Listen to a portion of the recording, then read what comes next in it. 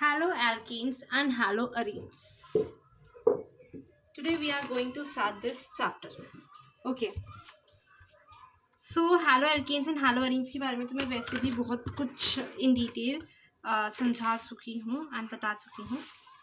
Still मैं कुछ further मैं पहले ना फिजिकल प्रॉपर्टीज से स्टार्ट करूँगी and then I will move upon to starting में फिजिकल प्रॉपर्टीज करके फिर हम थोड़ी सी केमिकल प्रॉपर्टीज करेंगे, सारी नहीं करेंगे.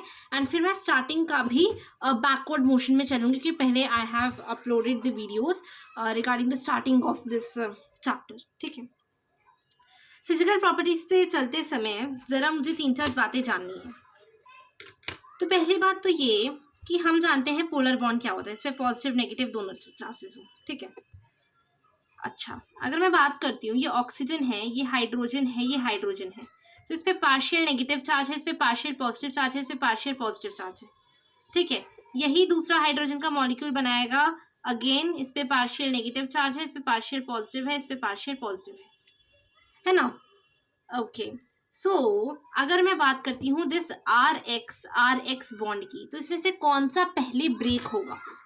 ये वाला बॉन्ड होगा, ये होगा. आई नो सब कहेंगे पहले ये होगा, ये वाला बॉन्ड ब्रेक होगा, फिर ये होगा. ठीक है. तो बता देती हूँ योर आंसर इज रॉन्ग. ठीक है. It is completely wrong. तो कैसे रॉन्ग?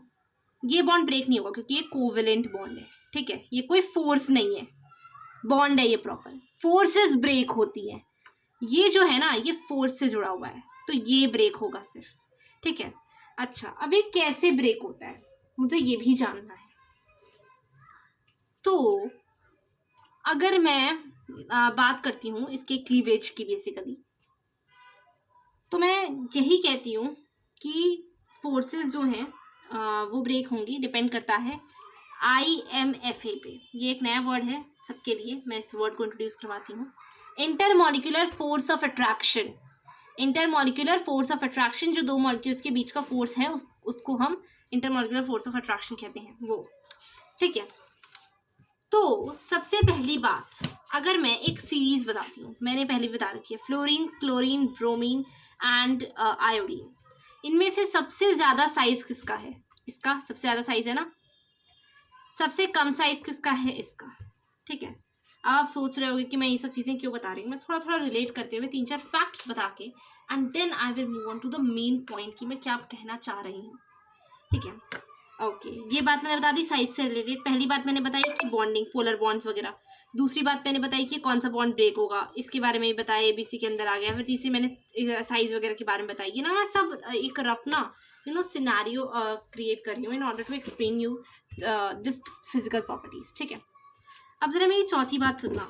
जो मेरी फोर्थ पॉइंट है वो मैं ये कहना चाह रही हूँ कि जो हाइड्रोजन है, हाइड्रोजन का जो भी बॉन्ड होता है ऑक्सीजन के साथ, फ्लोरीन के साथ, है नाइट्रोजन के साथ, इसको हम हाइड्रोजन बॉन्डिंग कहते हैं. क्या कहते हैं हम इसको? हाइड्रोजन बॉन्ड कहते हैं हम इसको हाइड्रोजन बॉन्ड. हाइड्रोजन का बॉन्ड किसके साथ? ऑक्सीजन के साथ, फ्लोरीन के साथ, है नाइट्रोजन के साथ. ओके.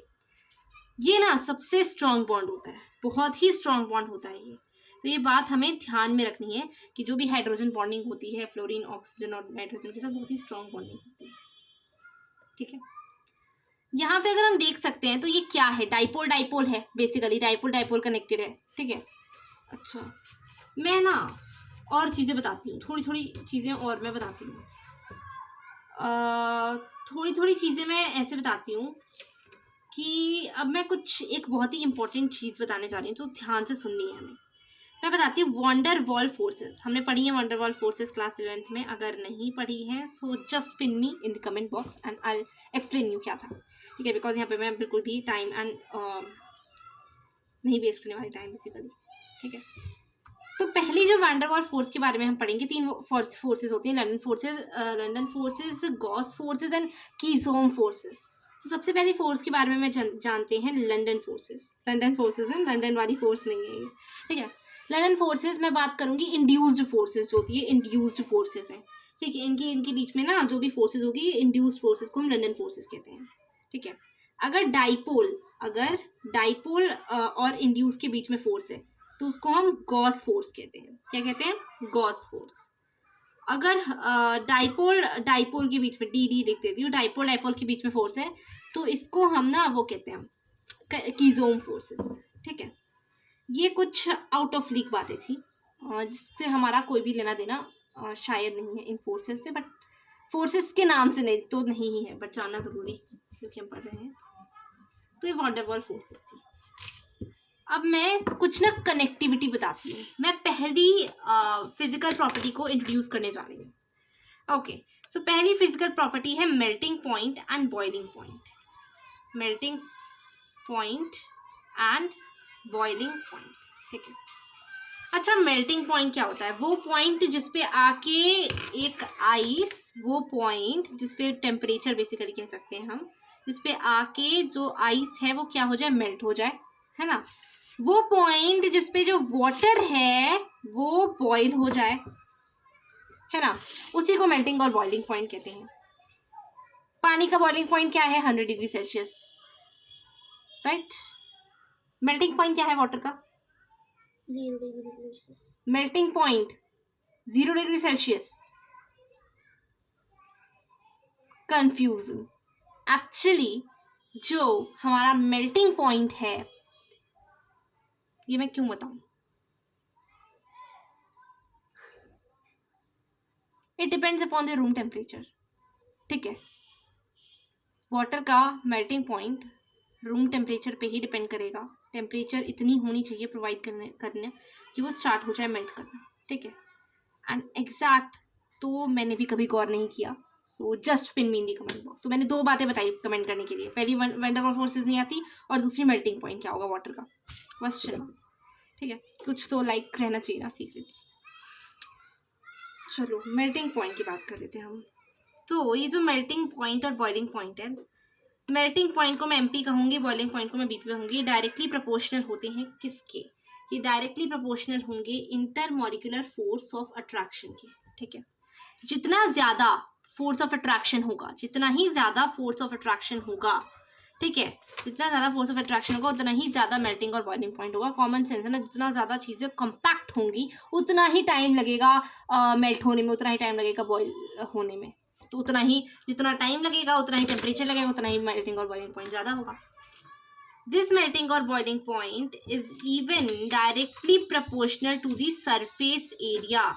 सरफेस एरिया हम जानते हैं, या वंडरवॉल फोर्स, ये वंडरवॉल फोर्सेस भी हो सकती हैं। ठीक है, वॉल फोर्सेस।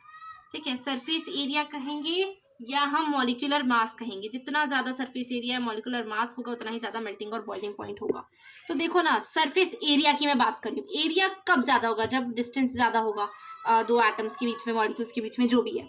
तो वो किस केस में होगा? वो उस केस में होगा ना, जैसे कि मैंने अभी तुम्हें ये सीरीज बताई थी। मैंने क्यों बताया था? मैंने बोला था ना कि फ्लोरीन का सबसे कम साइज होता है, तो इसका मेल्टिंग और बॉइलिंग पॉइंट सबसे कम होगा, इसका मेल्टिंग और बॉइलिंग पॉइंट सबसे ज़्यादा होगा आयोडीन का। ठीक है, फ्लोरीन और ब्रोमीन में से किसका ज़्यादा होगा? ब्रोमीन का ज़्यादा होगा इन कंपैरिजन टू क्लोरीन, क्योंकि इसका साइज बड़ा है, इसका सरफेस एरिया बड़ा है। नेक्स्ट, मेल्टिंग और बॉइलिंग पॉइंट जो है ये इवन डायरेक्टली प्रोपोर्शनल है किसके? सिमेट्री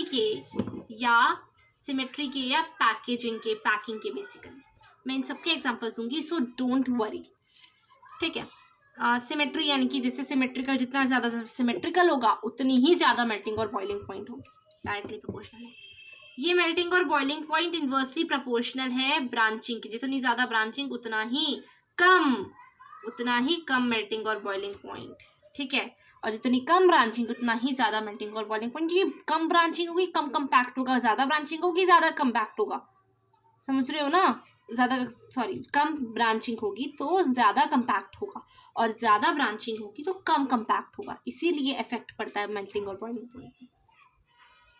मैं एग्जांपल दे देती हूँ। ये मैंने ए बताया, ये मैंने बी बताया, मैंने सी बताया, मैंने डी बताया।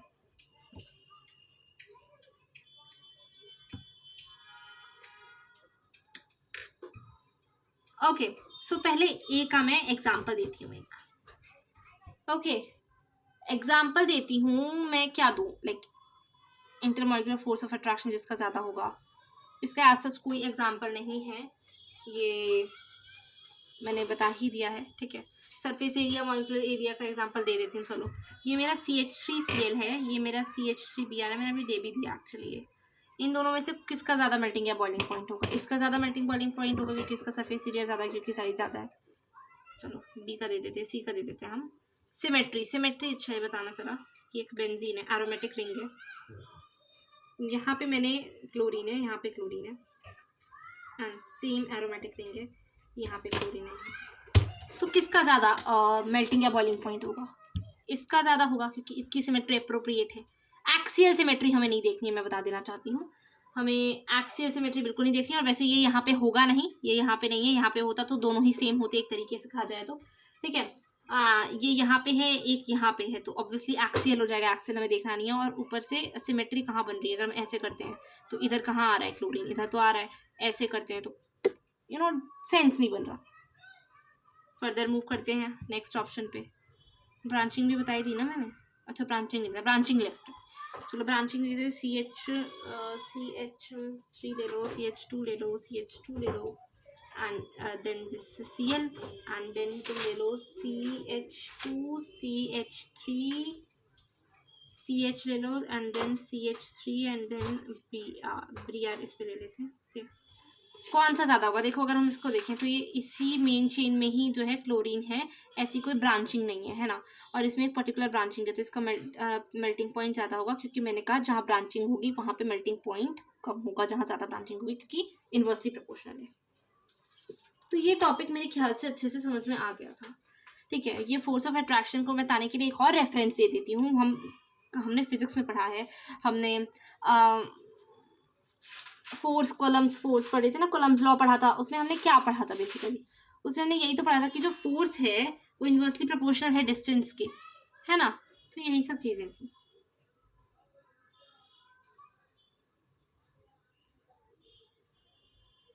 ओके, अब हम नेक्स्ट जो है उस पर बढ़ते हैं, सॉल्युबिलिटी, ठीक है। ये एक इम्पॉर्टेंट टॉपिक है।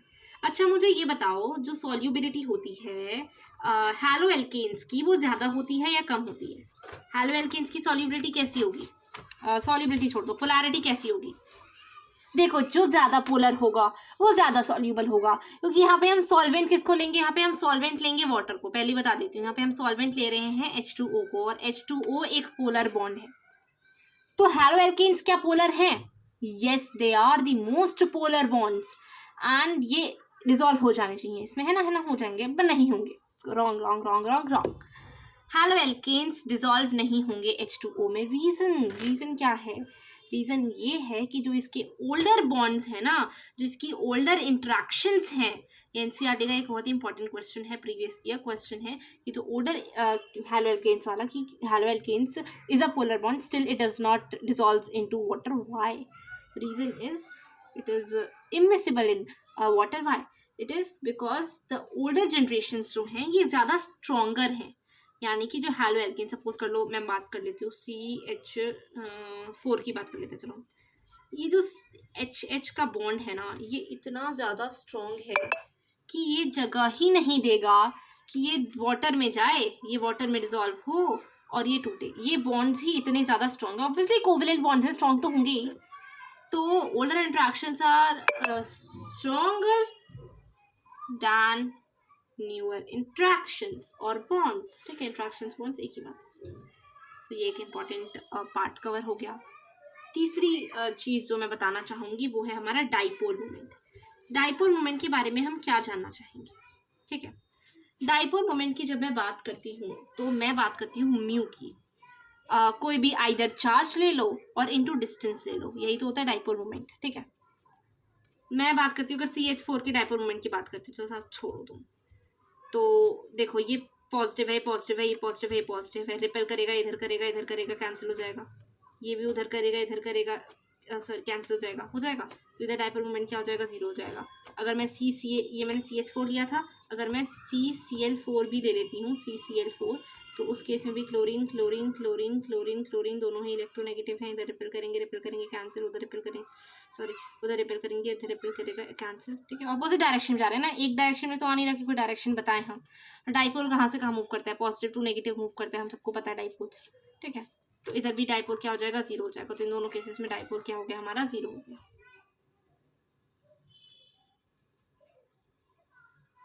मैं कह सकती हूँ कि CH4 का dipole is equals to CH4 का डाइपोल, बहुत ही आसानी से कह सकती हूँ।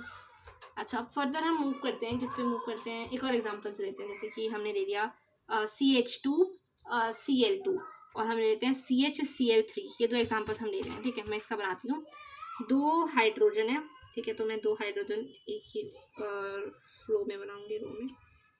अच्छा, ये 2 क्लोरीन लाया मैंने, हाँ, तो ये और ये कैंसिल जाएंगे, ये और ये कैंसिल जाएंगे। अगेन डाइपोल 0 0, ठीक है।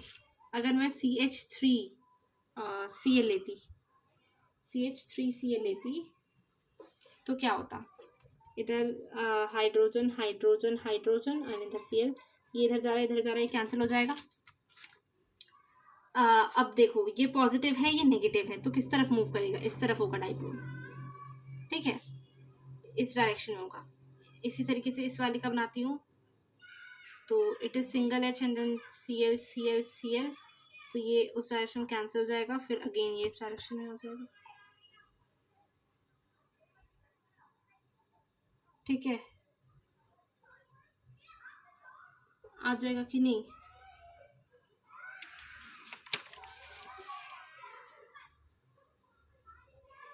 अब मैं लेती हूँ एक CH2 and then Cl2 in a manner कि जैसे मैं, देखो ये हाइड्रोजन लिया मैंने एंड ऑपोजिट लेती हूँ, इन अ फ्लो नहीं लेती, ये क्लोरीन लिया, ये क्लोरीन लिया, तो जैसे इधर इसका जाएगा, इसका ऊपर जाएगा डाइपोल मोमेंट, ठीक है, positive to negative, positive to negative, तो इसका डाइपोल मोमेंट किधर होगा, इधर होगा। सो डाइपोल मोमेंट का फॉर्मूला क्या होता है, √ μ1 का होल स्क्वायर, μ1 का होल स्क्वायर, μ2 का होल स्क्वायर, 2 μ1 μ2 cos थीटा, ठीक है ना। अब हम थोड़े से ना और एग्जांपल्स पे काम करेंगे बताने के लिए, बेसिकली डाइपोल मोमेंट बता रहे हैं हम, ठीक है। चलो, ये है मेरा एरोमेटिक रिंग, ये इधर Cl है, ये Cl है, ठीक है। इसका डाइपोल मोमेंट क्या होगा, इसका डाइपोल अगर तो 1.72 समथिंग होगा, ठीक है। अब ये एग्जाम्पल ही नहीं लेती हूँ मैं, ले लूँ, चलो ओके। देन इसका डाइपोल की अगर मैं बात करूँ, तो ये एक यहाँ पे Cl है, एक यहाँ पे Cl है, तो इन दोनों में से किसका डाइपोल ज़्यादा होगा, डाइपोल के मेल्टिंग एंड बॉइलिंग पॉइंट, इसका या इसका, छेल इसको पता करने के लिए हम एक काम करेंगे, हम देखेंगे कि